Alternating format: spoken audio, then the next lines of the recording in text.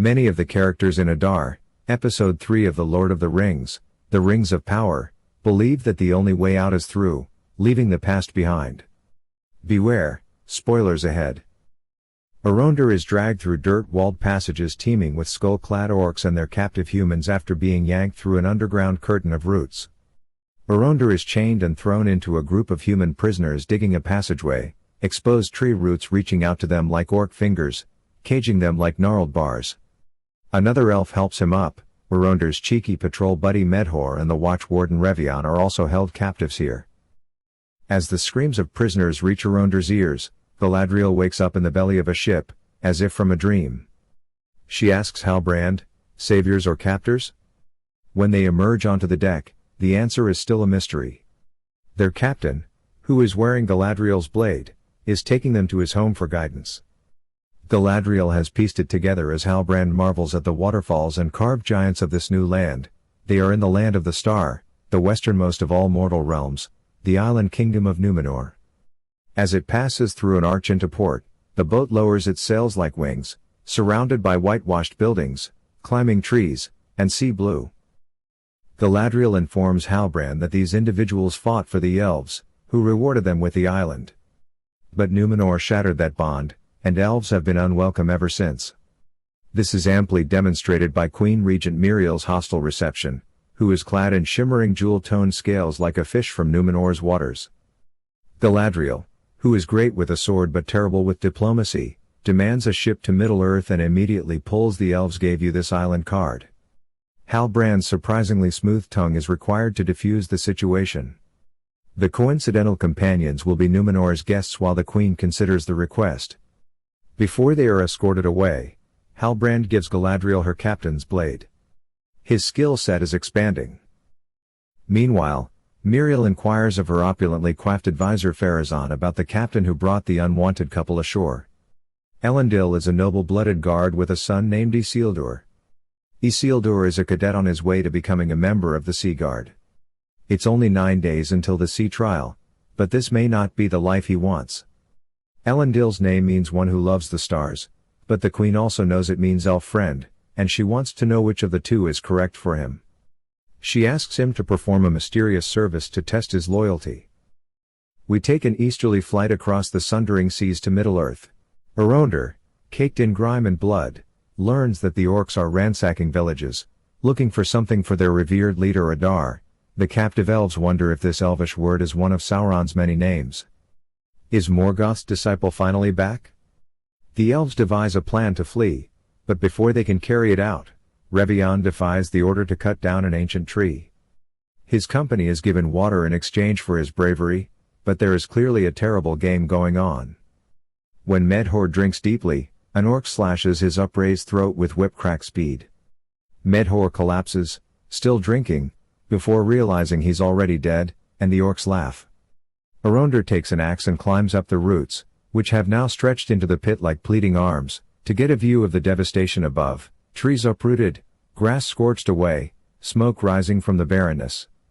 He touches the bark, appears to apologize, and then begins to chop. Back in Númenor, Galadriel flits from roof to roof above the guards, her ears carefully concealed in the flowing ocean blue of the Númenor people.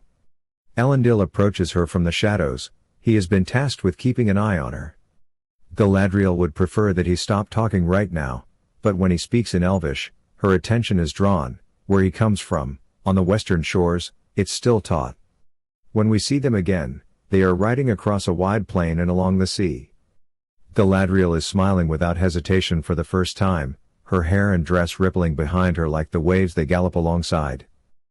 Halbrand wants to start over as a smith, but he won't be able to do so until he obtains a guild crest. He tracks down his prey in a tavern and steals a crest from a haughty bully. However, the prey and his gang pursue Halbrand into an alley and knock him out with 2 punches. Just when they think he's finished, Halbrand leaps to his feet, screaming, and single-handedly defeats all 4 attackers, breaking one's arm in the process. Galadriel and Elendil arrive at the Hall of Lore, a scroll-filled library. The last king saved it from destruction, but he was forced from the throne for his loyalty to the elves, making him an exile in his own kingdom. The materials pulled for her include Sauron's sigil, as drawn by a dungeon escapee. Galadriel realizes it's not a sigil, but a map of the Southlands. Morgoth intended for his successor, Sauron, to build a land where evil would thrive if he was defeated. The Southlands are only the beginning if Sauron has indeed returned, Galadriel warns. The Harfoots, dressed as fanged animals or crowned with grass and ivy headdresses, are dancing through a dense and sun-dappled Middle-earth forest. Sadok leads the joyful march, chanting, "Nobody goes off trail, and no one walks alone." Marigold, on the other hand, is skeptical. She is concerned that they will be left behind because Largo's foot is not healed. He is counting on Nori's perseverance to keep them on track. She emerges from hiding elsewhere in the camp, clearly plotting mischief. She wants to look through Sadok's book for the stars of her meteor man friend. "There's head sense and heart sense, Poppy," Nori begs. "There's common sense and nonsense," Poppy responds. However, when Nori blackmails Poppy by revealing that she put fireweed in Malva's toe cream, Poppy distracts Sadok so that Nori can obtain the star chart. Sadok honors those from previous migrations who fell behind at the festival. "We couldn't wait for them in life, but here now, we welcome them to our circle," he says, and each lost Harfoot's name is met with a chorus of "We wait for you." 5 proud fellows were taken by landslide, intoned Poppy Proudfellow, sitting alone, eyes wet for the family she couldn't wait for. The stranger infiltrates the camp and transports the star chart to an unattended fire. He finds the lights he seeks thanks to its light, the stars of his constellation. However, the festival fires begin to pulsate, and the chart begins to burn. The stranger runs around the half his size camp, screaming for Nori, who is now in serious trouble. "Without friends, what are we surviving for?"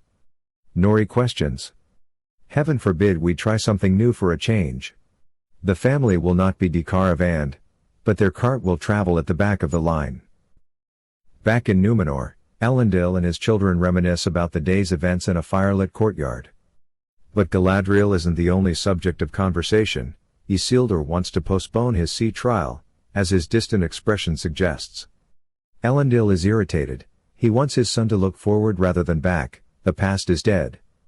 We must either move forward or perish." Halbrand is faced with the same decision in the most beautiful dungeon this side of the Sundering Seas. Galadriel pays him a visit to show him something else she discovered in the Hall of Lore, the winged symbol on his neck pouch.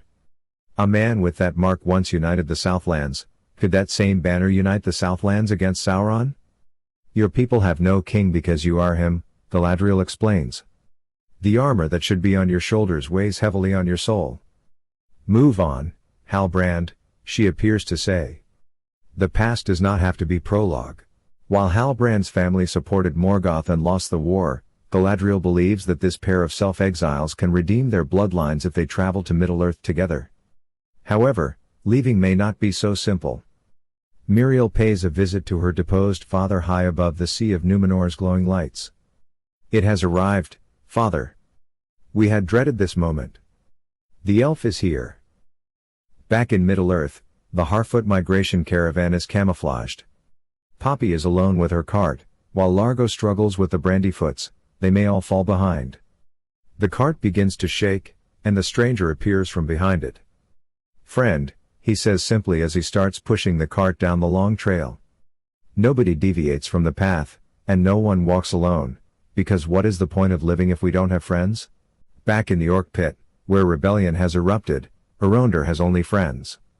During a deadly game of tug-of-war, Erondir runs nimbly across the taut chains, leaping off them to take down the ragged sun shelter with one blow, exposing the orcs to the skin-searing sun. "Release the warg," an orc orders, and a snarling half-dog, half-boar, all-fang creature rips the guts of 2 prisoners before Erondir binds it. The felled tree extends its jagged roots to him, sinking one into the leader's throat as he is yanked backward. Revion breaks his own chains and heads for home. But, while Erondir claws his way across the trench, Revion remains motionless. Is he taken aback by his freedom? Is the ravaged landscape immobilizing you? No, he's been shot with an arrow. Erondir is dragged screaming back underground as Revion falls to the earth he'll now rejoin. "Bring him to Adar," snarls an orc, saving him from certain death for a fate that could be far worse. A sea of skull-helmeted orcs gives way to a figure who appears more human than orc, wearing a familiar clawed glove on his left hand. Is this the big bad we've been waiting for, along with the elves? We cut to black just as he was about to come into focus,